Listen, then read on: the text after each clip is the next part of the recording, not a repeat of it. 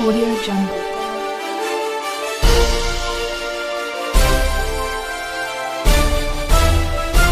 Audio Jungle.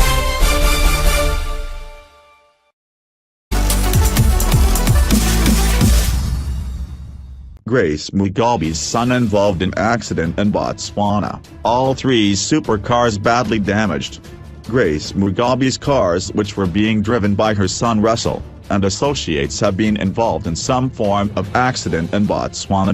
The incident occurred near Artesia on the A1 road around 10 p.m. yesterday, Friday. All the cars, Rolls-Royce, Range Rover and Porsche, which were yesterday morning reportedly battling with customs to enter Botswana from Zimbabwe en route to South Africa, are badly damaged, but the drivers escaped unscathed.